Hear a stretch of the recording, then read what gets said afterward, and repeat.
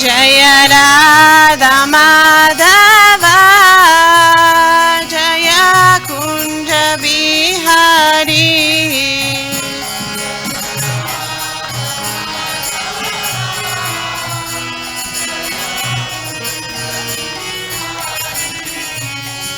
Jaya Gauranitai Gauranitai Anitai Jaya Gauranitai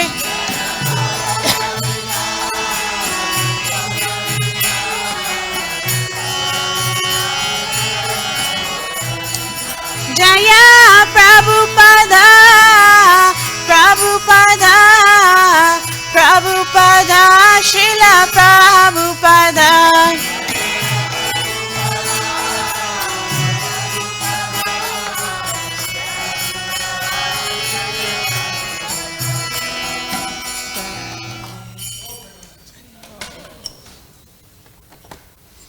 Jayam Vishnupad, Paramahansa Parivrajika Acharya Asasarasata Sri Sriman. ISKCON BBT founder Acharya Divine Grace A.C. Bhaktivedanta Swami Srila Prabhupada Ki Jai. Nitya Lila Pravishta Om Vishnupad is Divine Grace Srila Bhakti Siddhanta Saraswati Thakur Prabhupada Ki Jai. Ananta Koti Vaishnava Vrinda Ki Jai. Nam Acharya Srila Haridas Thakur Ki Jai. Prem Se Kahosh Krishna Chaitanya Prabhu Nityananda Shredaita Gadadhara Srivasati Gaur Bhaktivedanta Ki Jai. Shri Shri Radha Krishna Gopa Gopana Shamakunda Radhakunda Gira Govardhan Ki Jai. Shri Brajabhumi Namanam Ki Jai. Shri Namadipur Dham Ki Jai. Shri Lachal Jagannath Puri Dham Ki Jai. Gangamayi Ki Jai. Jamunamayi Ki Jai. Bhakti Devi Ki Jai. Shrimati Tulsi Maharani Ki Jai. It was beautiful worship. Shri Shukmini Dwarkadish Ki Jai. Shri Shukmini Dwarkanath Ki Jai. Shri Shri Jagannath Baladev Subhadra Ki Jai. Shri Shri Gaur Nitai Ki Jai. Samaveta Bhaktivinoda Ki Jai. Going back to home, back to Godhead Ki Jai. ISKCON Los Angeles Yatra Ki Jai. Brihad Madanga Transcendental Book Distribution Ki Jai. International Food for Life Transcendental Prasadam Distribution Ki Jai. Shri Harinam Sankirtan Ki Jai. Nitai Gaur Premanandi. Hari Haribo. All glories to the assembled devotees. All glories to the assembled devotees. All glories to the assembled devotees. All glories to Shri Shri Guru and Gauranga. Glories to Srila Prabhupada. So I'd like to reiterate Prabhu's thanks to all of you for coming to the Sunday program here. There's so many other things you could be doing, but you've voluntarily chosen to come to your local, or maybe not so local for some of you, Hare Krishna temple. Why do you do that? There must be some benefit, right? So we're going to discuss that. The real benefit of being associated with this great movement is that gradually our ignorance and the unhappiness that's fueled by ignorance goes down, and the happiness that's fueled by real knowledge goes up. In other words, the more we associate, if we're really associating with the Hare Krishna movement in the right mood, then our happiness should increase. We should see that. We should never be morose. Prabhupada used to say that. If you're actually following the Krishna consciousness program, then you shouldn't feel morose. So if you're feeling morose, there's something wrong with your execution of Krishna consciousness, not with the Krishna consciousness program itself. Something wrong with your execution. So we should be very, very diligent. We want to be happy. There's nothing wrong with that. That's our constitutional position, to be happy. And we see children naturally, left to their own devices, they're always trying to do something to become happier and happier until mommy or daddy interferes and says, stop that. Because due to ignorance, they don't always choose the right thing to do. Some, depending on which mode of nature they're born in, and then 3 modes of nature affects everybody, including children. Those who are parents know. If you have 3, 4 children, they're not all born in the same mood. Some of them just by nature, and it's partly your fault, they're born in a mode of ignorance, and they take pleasure out of doing stupid, harmful things. They'll catch an ant, or they'll catch a butterfly, and instead of admiring God's creation, they'll tear the wings off. That's a child in a mode of ignorance. And mommy and daddy say, don't do that. Don't kick the cat. Don't step on the ants like that. Other children, they're just born in the mode of goodness, and they will go out of their way. You're driving down the street, and I say, mommy, daddy, stop. Don't you see that kitten over there? Let's pick it up. It needs help, like that. Just that kind of nature from birth. So it's not an accident. When I was a child, I was born in the 50s, 52, we used to bewilder our parents. When they would get in our case, we'd say, "We didn't ask to be born, did we?" And they would be shocked, like, "Yeah, you're right."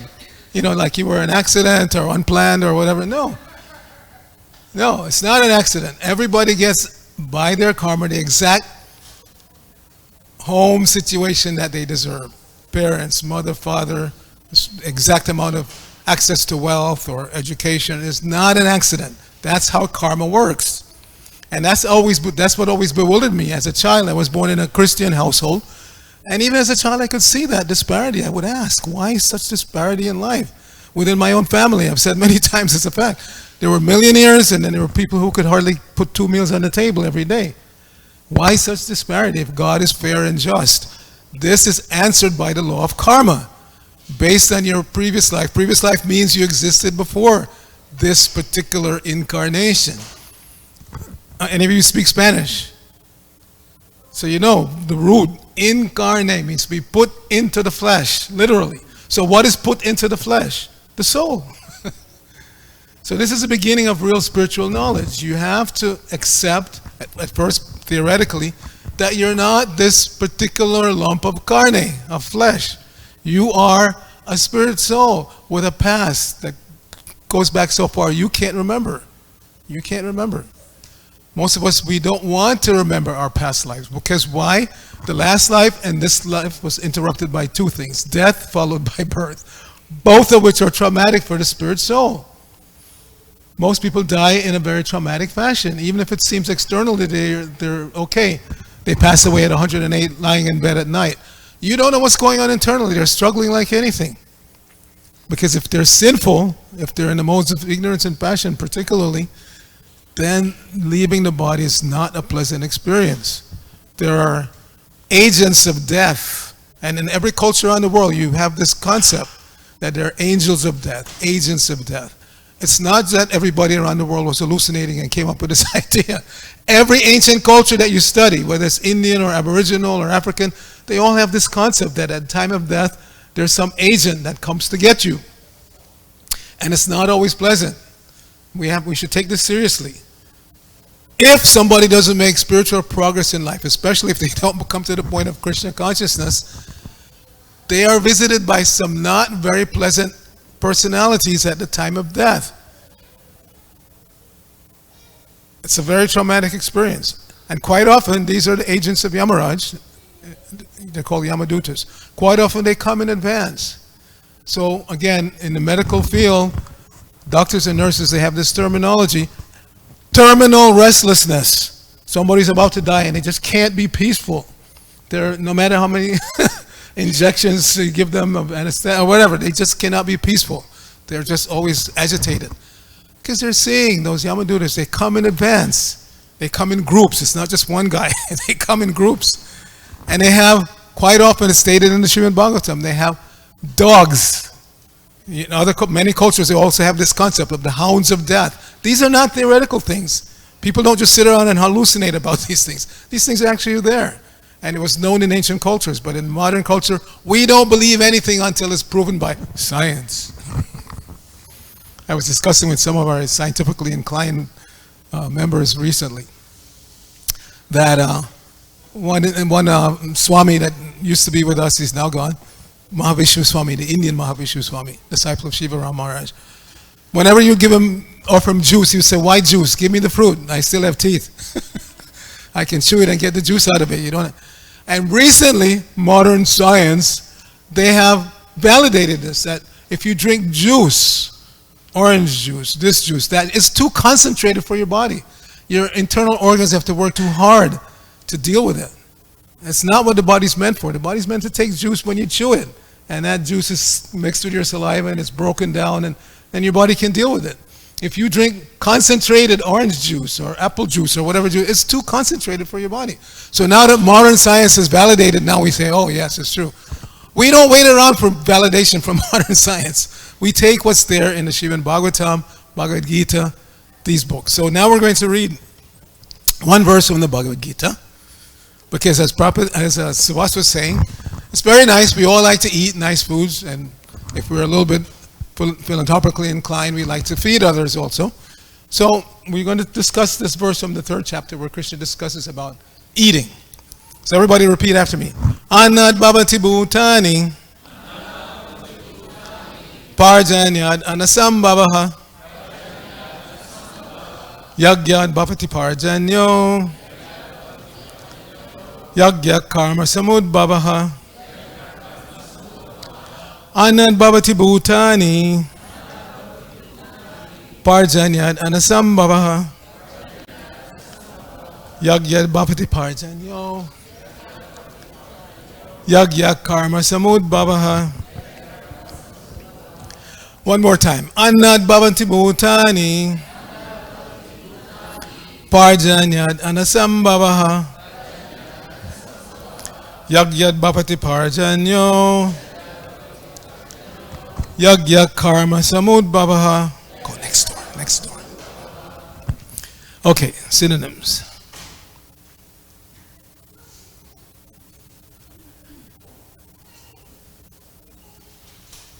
And we should always take the time to go through the synonyms. Prabhupada put so much work into translating word by word these original Sanskrit texts. And the more we do that, the more we learn what the words mean. Okay, so anat, from grains.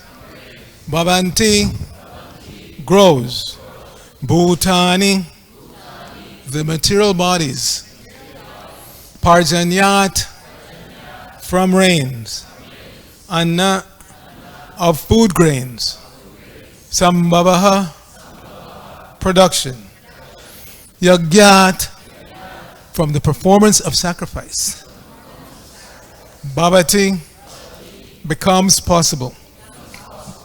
Parjanyaha, rain. Yagyaha, performance of yagya. Karma, prescribed duties. Samudbhavaha, born of. So, Srila Prabhupada's translation for this verse. All living bodies subsist on food grains, which are produced from rains. Rains are produced by performance of yagya, sacrifice, and yagya is born of prescribed duties. Please repeat. All living bodies subsist on food grains, which are produced from rains. Rains are produced by performance of yagya,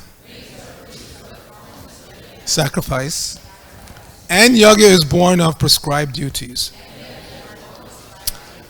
So, Srila Prabhupada's purport, very enlightening. Srila Baladev Vidyabhushana, a great commentator on the Bhagavad Gita, writes as follows. Ye indradyangata yavastitang yagyam sarveshwaram vishnum abhyarchya tach chesham ashnanti tenata dehayatram sampadayanti te santaha sarveshwarasya yagya purushasya bhaktaha sarvakilbishaya anadi kala vivardhaya atmanubhava prati bandakaya nikilai papayar vimuchante. So even if we don't understand the Sanskrit, Prabhupada would say many times, just by hearing the Sanskrit vibration, it's good for our consciousness. So the Supreme Lord, who is known as Yagya Purusha, or the personal beneficiary of all sacrifices, is the master of all the demigods who serve him as the different limbs of the body serve the whole.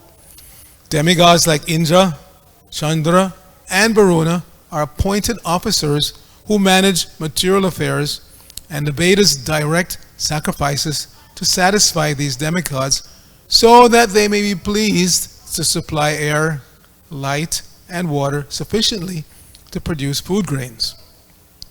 When Lord Krishna is worshipped, the demigods, who are different limbs of the Lord, are also automatically worshipped. Therefore, there is no separate need to worship the demigods. For those who are from India, I'm going to repeat that. Therefore, there is no separate need to worship the demigods. People from other countries, they don't worship anybody but sports stars and movie stars, and so there's no need to worship them either. Continuing, for this reason, the devotees of the Lord who are in Krishna consciousness offer food to Krishna and then eat, a process which nourishes the body spiritually. By such action, not only are past sinful reactions in the body vanquished, but the body becomes immunized to all contamination of material nature. When there is an epidemic disease, an antiseptic vaccine protects a person from the attack of such an epidemic. Similarly, food offered to Lord Vishnu and then taken by us makes us sufficiently resistant to material affection. And one who is accustomed to this practice is called a devotee of the Lord.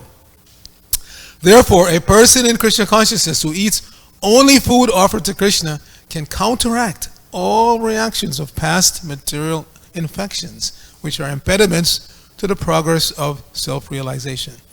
On the other hand, one who does not do so continues to increase the volume of sinful action, and this prepares the next body to resemble hogs and dogs, to suffer the resultant reactions of all sins.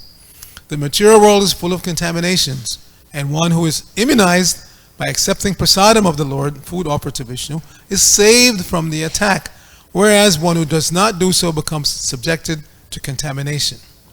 Food grains or vegetables are factually eatables. The human being eats different kinds of food grains, vegetables, fruits, and so on, and the animals eat the refuse of the food grains and vegetables, grass, plants, and so on.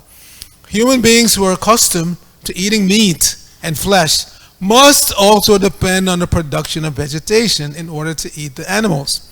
Therefore, ultimately, we have to depend on the production of the field and not on the production of big factories.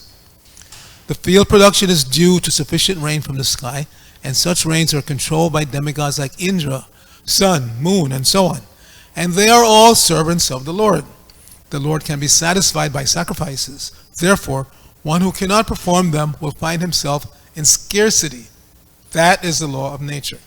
Yajna, specifically the Sankirtan Yajna prescribed for this age, must therefore be performed to save us at least from scarcity of food supply. Srila Prabhupada ki jai.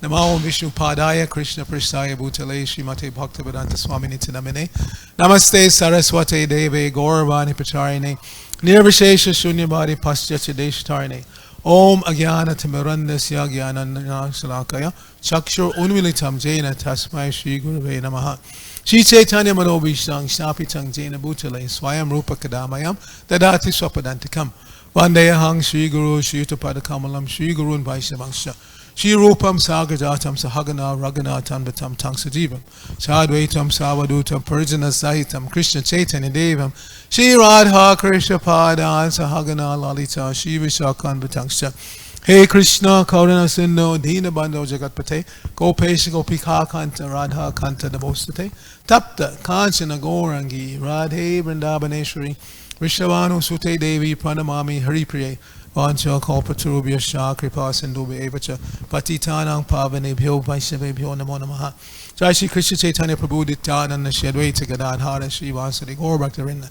Hare Krishna Hare Krishna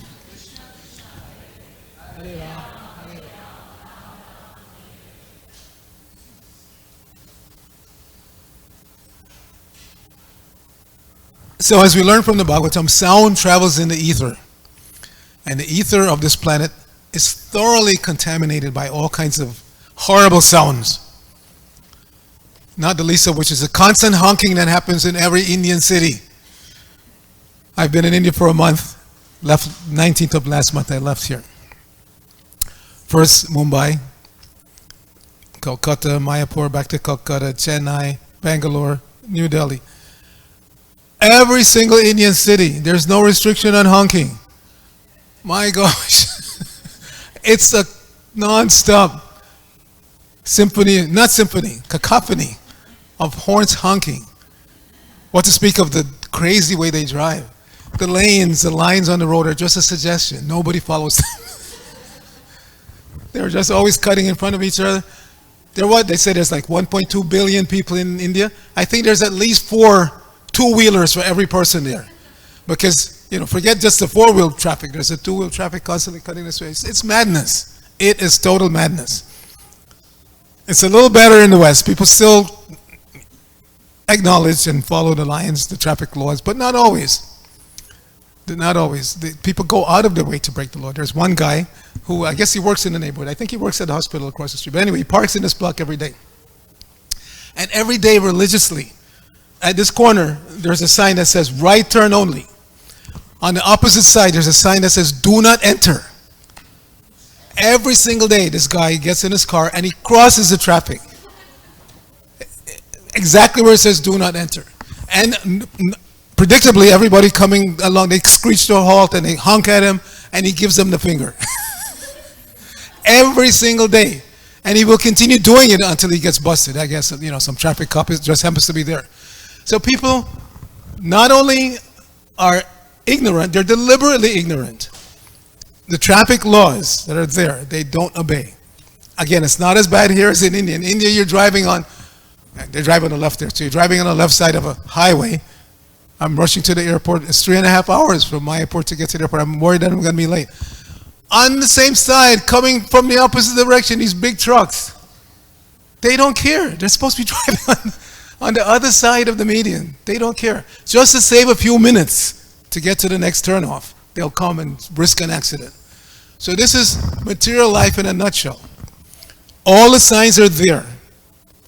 Clearly, what should be done and what should not be done. Any intelligent person can begin to understand them. But due to ignorance, we deliberately go against the laws of nature. So these laws, as we're hearing from this particular verse in purport, are being enacted and controlled by Krishna's servants, agents, the demigods. Again, every ancient culture in the world believes that there's a god of the rain, there's a god of the wind, there's a god of the moon, there's a god of the sun. Modern scientists, you people are just primitive, believing in mythology.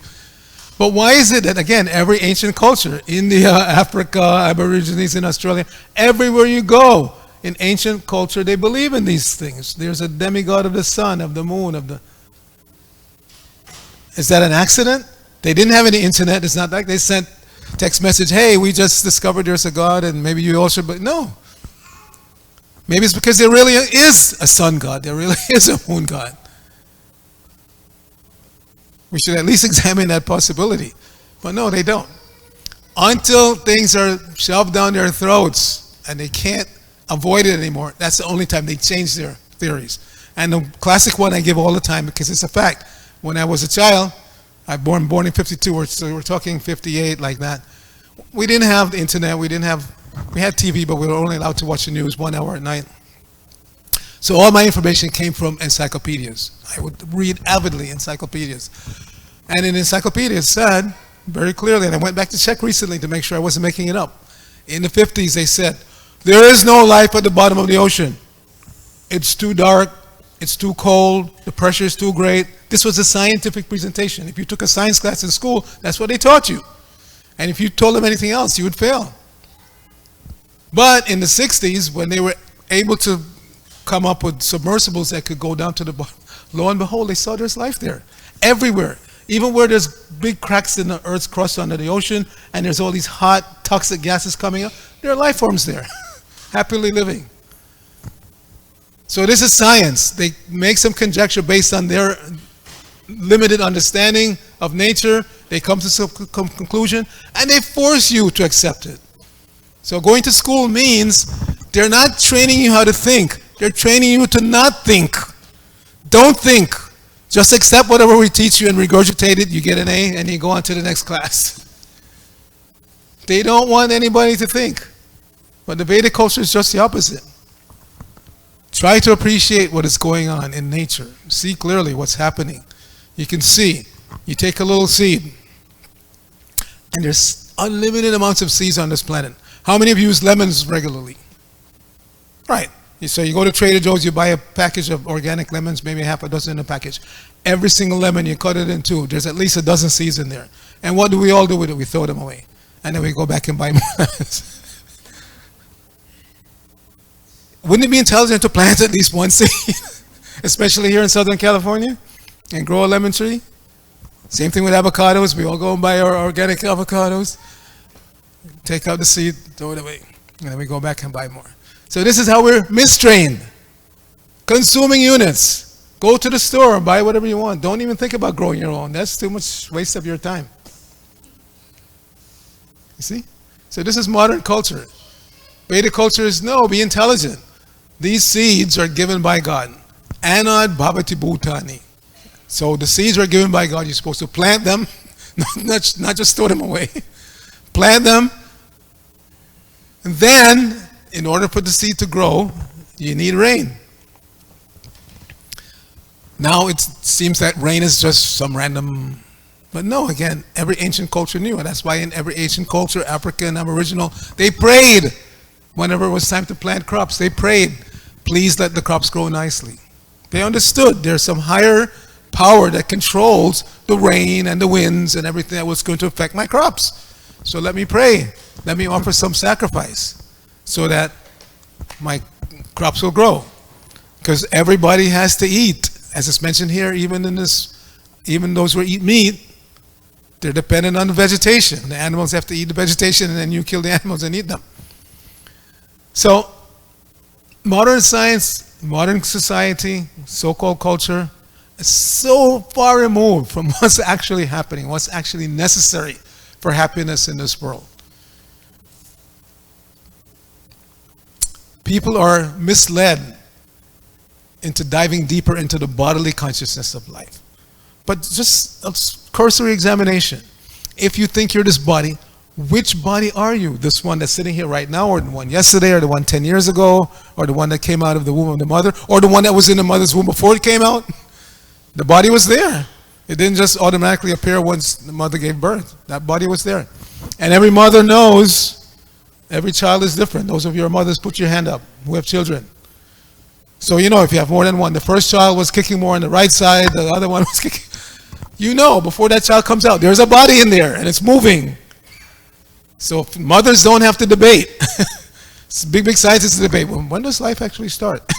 The mother knows. Mothers know. It's not something to debate.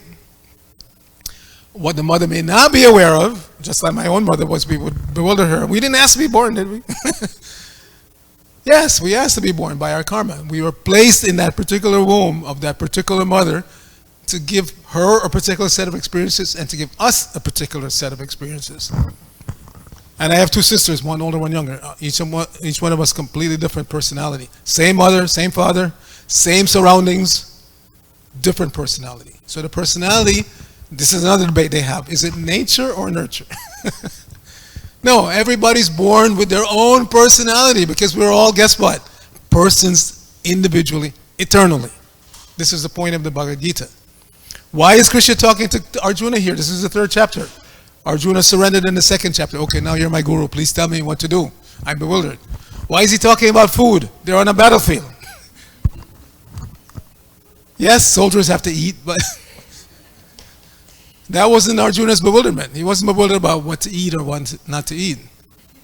He's saying, you know, my relatives want to kill me. You're telling me to kill them. All of this is horrible to me. What am I supposed to do? Please instruct me. So Krishna starts out by talking about food. And in the previous verse, the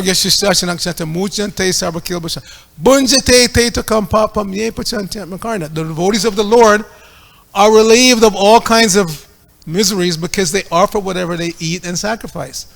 Those who are eating only for the satisfaction of their tongue verily eat only sin. That was the previous verse. So Krishna's driving home this point about the necessity of food, how it should be produced. It has to be produced by rain, and rains are brought by sacrifice. And again, every ancient culture knew that. The Indians that were here before the Europeans came to America, they regularly had sacrifices for bringing rain. They understood that. And then the Westerners came and told them, no, you're fools. You know? Europeans came and said, no, you don't need to do that. And then gradually we see, as the populace becomes more and more sinful, the rains and the grains, everything becomes restricted. So people say, well, no, recently we had so much rain. Yes, that's because some of us are still performing sacrifice. The day will come when there's no more chanting of Hare Krishna or Vedic mantras, and then everything rapidly deteriorates. It's already deteriorating so quickly. Those who are of my age, I'm 72 in October, we've seen in our short lifetime how things have rapidly deteriorated. The average consciousness of the person out there, the hearts are so hard because they have to struggle for existence. And when people have to struggle, especially when you're in a mode of ignorance, a person in a mode of ignorance, when they're miserable, they want to make other people more miserable. Person in a mode of passion, when they're miserable, they try to come up with some material solution. Make more money or do this or do that. A person in a mode of goodness will stop and think deeply. What is actually going on here? What can actually be done for a long-term solution, not just a short-term like that. That's the person in the mode of goodness. But the Krishna consciousness movement is so powerful that anybody, no matter what mode they're in, ignorance, passion, or goodness, will benefit immediately. No matter what your socioeconomic status, prasadam is meant for everyone. Some people are very proud of distributing food to the poor. Prasadam is for everyone, poor, rich, and in between. As I travel, I always ask devotees, how do you come to Krishna consciousness?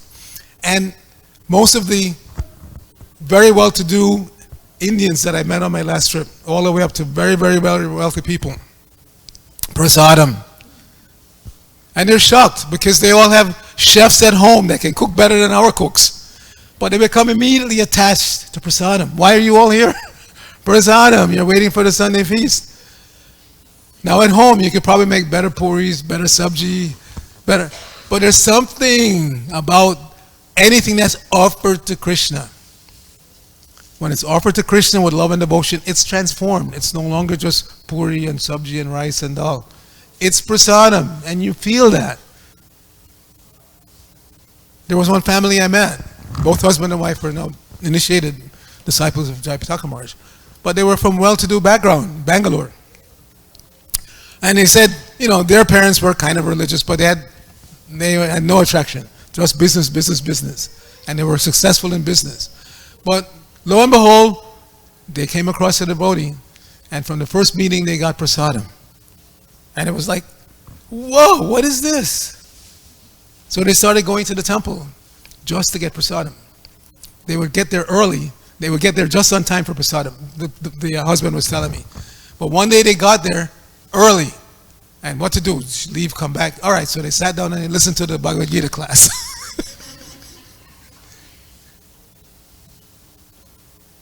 So prasadam is the secret weapon of ISKCON. Remember that. How many of you are working?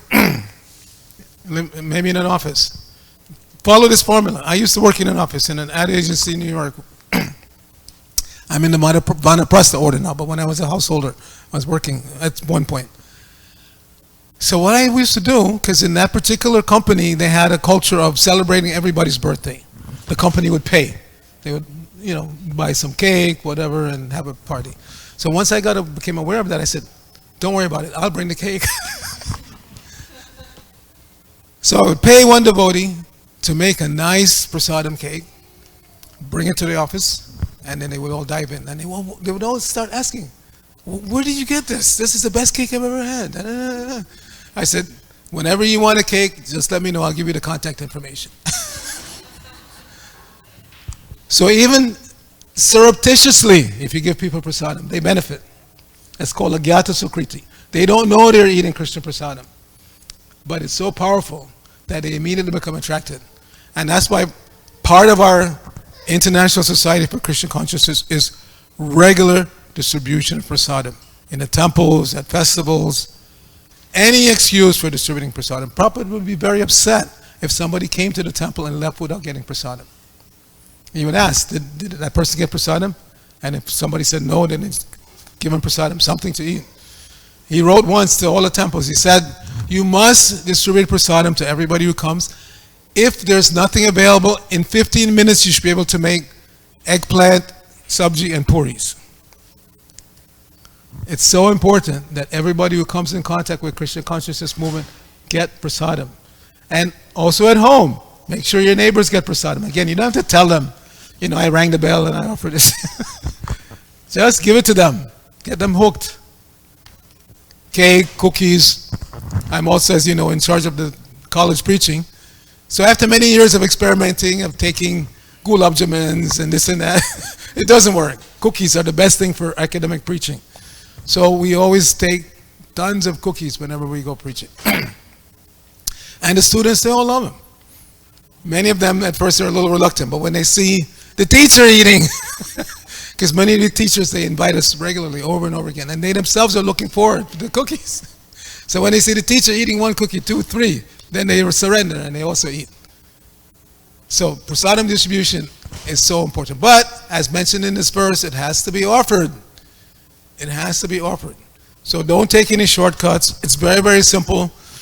Those of you who have been coming for a while, you already know how to make an offering at home.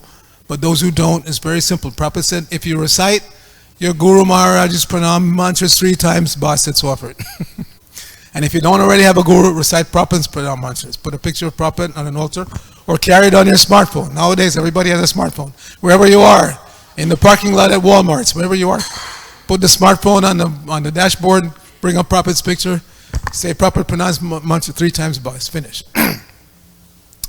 In the early days of book distribution, traveling Sankirtan, I was more in the book production end, and I'm still working at BBT. But once in a while, I would go out in the vans, we'd go traveling. And some devotees were so magnanimous, they would go into a supermarket, and they would recite the prayers to, my dear Lord Krishna, please accept everything here except the meat. So that anybody who comes and buys this apple or banana or whatever, they're eating prasadam. So this is the heart of a devotee. We want everybody to come to Krishna consciousness. Why? Because we are becoming happier and happier. And it's natural human tendency. Anything that makes you happy, you want to share with others, isn't it? Whatever you find that's beautiful, that's attractive, that's appealing, that makes you happy, you want to share with others. So, may Krishna, through Srila Prabhupada, bless every one of you to experience ever-increasing happiness, joy in Krishna consciousness. That's what it's all about. Become happier and happier by chanting the Hare Krishna mantra. Cheto Darpana Marjanam. The heart becomes clean. And when the mirror of the heart becomes clean, you can actually see who you are. Not this body, black or white, young or old, fat or thin, male or female. We're none of those things. As a matter of fact, one astrologer said of one couple in ISKCON, they had been married for the last 5 lifetimes, but they keep flipping. The husband in this life becomes the wife in the next life. So it's not what you see in the mirror, because that's always changing, isn't it? It's always changing. 2, 3, 4, 5, 15, big transformation. How old are your daughters? 5 years old. So, of course, she's a saint. She's born in a saintly family. But most kids, by the time they're 2, 3, their most emphatic statement is no. Mommy and daddy ask, no. You see, that's being born in the modes. They're being driven by desires from past lifetime. They don't want to agree with everything and everything. You can say no. Intrinsically, material life is difficult. It's hard. It's painful. They've already gone through so many births and deaths. And now another lifetime. They sense it. They know already. It's not going to be easy. So it's the parents' duty. Those of you already parents or planning to be parents, it's your duty to make it as pleasant as possible, as Krishna conscious as possible at home, so that they naturally take the temple lifestyle. They naturally want to eat only prasadam. You don't have to force them. Kids have to be trained like that, especially those who go to public school. They must be trained. Don't accept anything and everything. Why the children, even the parents sometimes forget. Somebody gives them something and they don't even bother reading the label. But we know, everything that's made out there practically is totally contaminated. If you have to, but at least read the labels. The classic example I gave is one in the past, one of our Sankirtan leaders, you know, at the end of the year, end of the marathon, they have a big feast for all the Sankirtan devotees. So the Sankirtan leader naturally likes to give them nice prasadam. So he figured, why not some ice cream? So that was a few years back. It was understood that Breyer's ice cream was okay to offer. It was just cream, sugar, and vanilla. That was it, the vanilla. But this devotee was thinking, why just buy vanilla? Why not buy French vanilla? So he bought French vanilla. And just before it was to be offered, one devotee, one Mataji, Prabhu, French vanilla has eggs in it. So well-meaning, but didn't bother to read the label. So in order to make an offering to Krishna, the ingredients have to be offerable. Ideally, we grow ourselves. That's the ideal state. You plant your lemon seeds, you plant your avocado seeds, grow your own. But if we can't live like that, at least read the labels. And everything is coming from Krishna. So just out of gratitude, we offer. Later on, it becomes out of love. But in the beginning, at least out of gratitude, offer everything before eating it. Don't be so eager to eat. Just wait a few minutes again. How long does it take to recite Guru's pranam mantras 3 times? Ring the bell if you have a bell. You know, it doesn't take very long. It's our dog obstinacy why we don't do it. We're just obstinate, attached to our own materialistic way of life. We don't want to give it up. So, surrender and Krishna consciousness is a process of surrender. We sometimes forget that. Surrender means in the beginning maybe a little bit inconvenient, a little bit painful. But if you go through that phase, then things become sweeter and sweeter and sweeter and sweeter. In the beginning, chanting is, oh, Hare Krishna, Hare Krishna. But the more you chant, the sweeter it becomes. And they can't stop you from chanting. You chant spontaneously. Tell you a little secret. My ex-wife used to make fun of me. She said, you know, Prabhu, when you're sleeping, you're chanting japa style. Hare Krishna, Hare Krishna, Krishna, Krishna. I said, really? Wow, I'm so blessed. So that's what happens when you become attached to chanting Hare Krishna. It becomes spontaneous. You can't stop yourself from chanting. And that's the whole point. Sri Chaitanya Mahaprabhu has come. That's why we're celebrating Gaur Purnima. He's come to give us this very, very simple method of making spiritual progress, of increasing our happiness and decreasing our misery. Otherwise, material life is just the opposite. Everybody's trying to increase their happiness by materialistic means, and just the opposite happens. The happiness goes down and the misery increases. And because they're in the modes of nature, they want to take out their misery on somebody else. If I'm miserable, then I want to see you miserable, even more miserable than me. Devotee, as Prabhupada is saying in this morning's lecture, is paradukha dukhi. The devotee has no problems. The devotee is always happy. The devotee only becomes unhappy seeing others unhappy. And therefore the devotee goes out of his or her way to try to make them happy by giving them Krishna consciousness. Thank you very much for your kind attention. If you have any reflections, questions, comments before you go for prasadam, please feel free to ask.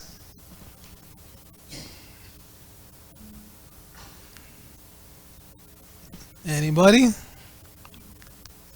Okay, we ran a little late. Okay.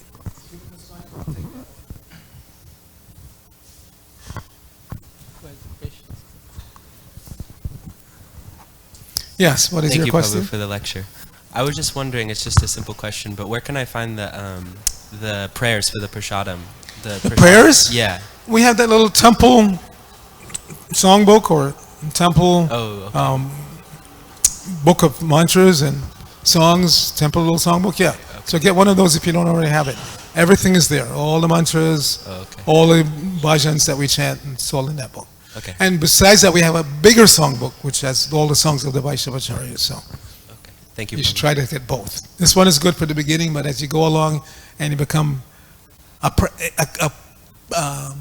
expert bhajaniya like Radha Mohini here, then you will want to learn all the songs.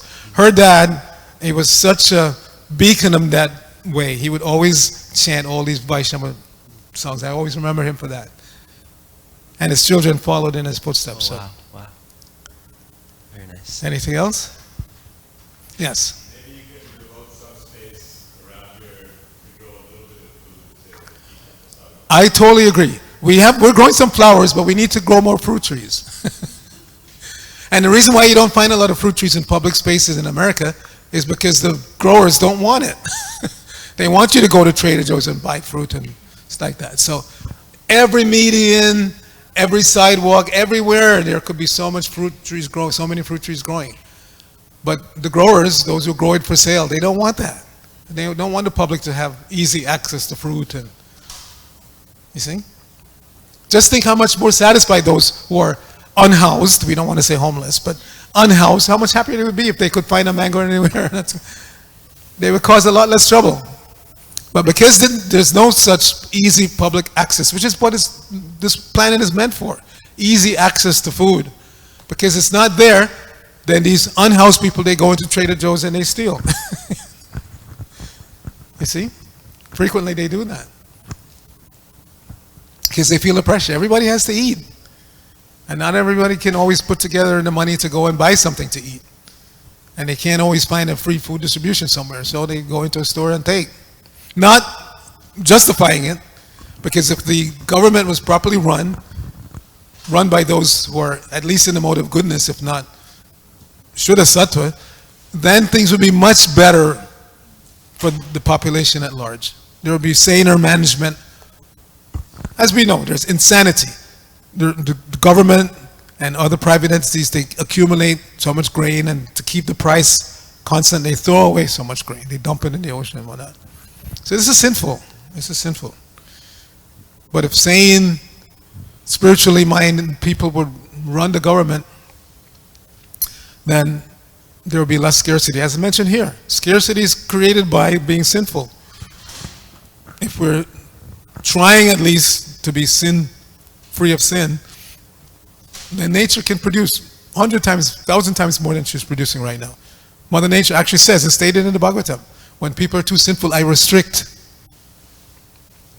not only the quantity of food, but the potency of food. So people eat and they don't feel satisfied. And that's why so many people overeat or eat things that are not good for them. And I'll just leave you with this. Most of you know, according to Ayurveda, there are 6 different tastes you can get from eating your food. Sweet, sour, salty. 3 begin with an S. 3, sweet, sour, salty. Pungent, astringent, and bitter. Every day you should get all of those 6 tastes. If not at every meal, at least every day. Now, why there's so much bad health in society nowadays? Because people avoid, they only eat what they like. I like sweet, so I eat mostly sweet. Or I like salty, so I'm eating a lot of salty food, potato chips, whatever. You have to get all 6 tastes. Especially important, bitter has to be there. Many people don't like bitter. So there's a saying, if you don't voluntarily eat bitter food, you'll have to voluntarily eat bitter medicine. Because that brings the body back into balance. You have to get all 6 tastes. So these simple things that every culture knew, in every culture there was some bitter food, there was some pungent food, there was some, because all of those things are required to keep the body in balance. But nowadays people have money, they don't have to listen to anybody, they just go to the store, go to a restaurant, eat exactly what they like, and avoid anything they don't like, and then they wonder why they get sick. So Krishna conscious life means intelligent life, intelligently following the recommendation of the scriptures, of intelligent persons like Srila Prabhupada, and living a happy life. Very, very, very, very simple. Chant Hare Krishna, eat nicely, but offer what you eat before you eat it, just by doing those simple things. Prabhupada said the tongue has 2 businesses, to vibrate sound and to taste. And if you Krishnaize both of those things, don't talk nonsense, speak Krishna Katha. So that takes care of the vibration point. And then eat only that which is offered. Just make those 2 vows. You'll be very happy. Very, very happy. Thank you very much. Rantara Srimad Bhagavad Gita ki jai, Srila Prabhupada ki jai, Gaur Bhakta Vrinda ki jai. Hare Krishna.